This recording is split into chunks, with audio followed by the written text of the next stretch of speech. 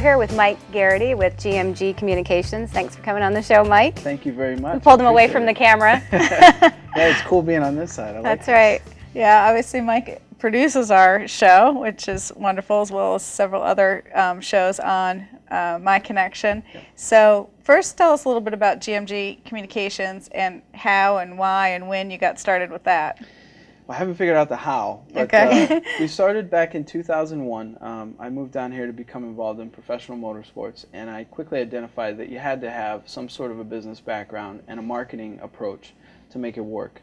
So we started producing our own sponsorship packets and started doing our own sponsorship pitches and meetings. Mm-hmm. And in 2006, when I stopped racing professionally full-time, we actually were getting a lot of requests from clients saying, hey, can you do the same thing you did with that packet that you pitched me? Can we hire you to produce a packet like that for our company? So even though they didn't want to sponsor a race car, they hired us to produce some marketing pieces for them. And I wasn't a creative services guy, so I didn't really even understand that that was something that people were doing.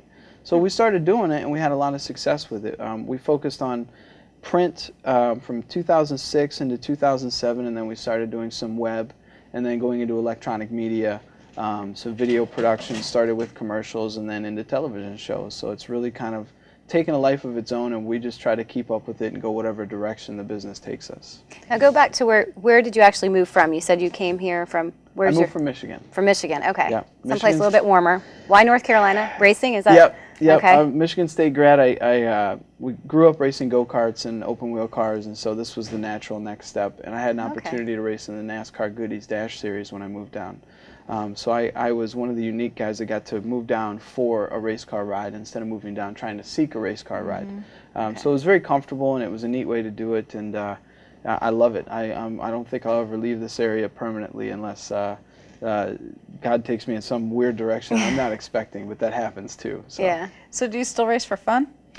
I actually still race at a professional level, but it's not been as often as I want. I raced twice last year, and I just got a call on Monday potentially to race in the Texas NASCAR truck race. Oh, wow. So a truck, you actually... Yeah. What kind of... It's a stock car that looks like a truck. It's one of the series that races with the Cup series. There's Cup, Nationwide, and Truck, and they all race at the same tracks, typically on the same weekend.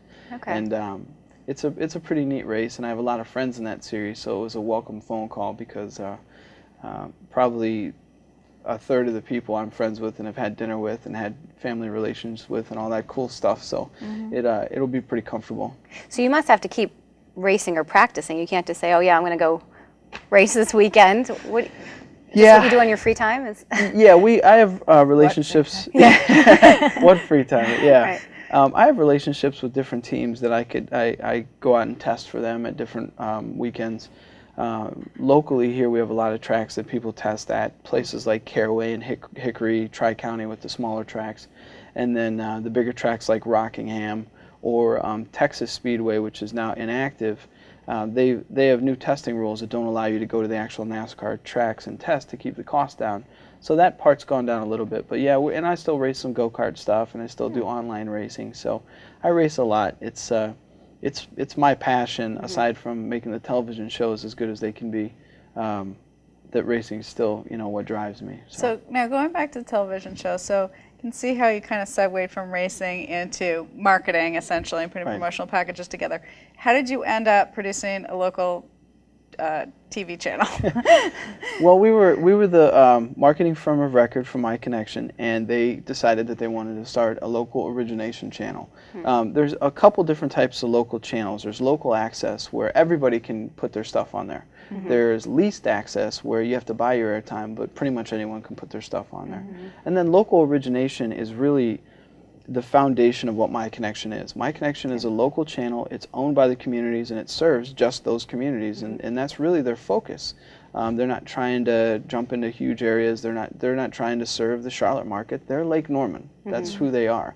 So they wanted to create some content that was produced by a local company that starred local people like yourselves and focused on the local community. And that, obviously, with what we're doing with My Community, that's exactly what it is. It's focused on 100% the Lake Norman area, how to serve the Lake Norman area, all the things that are going on in the Lake Norman area, produced by people in the Lake Norman area, and it's just really exciting. And being There's with so you much guys, going on. I mean, it's overwhelming, and I didn't know that until we started doing this show and I started visiting LKNSavings.com.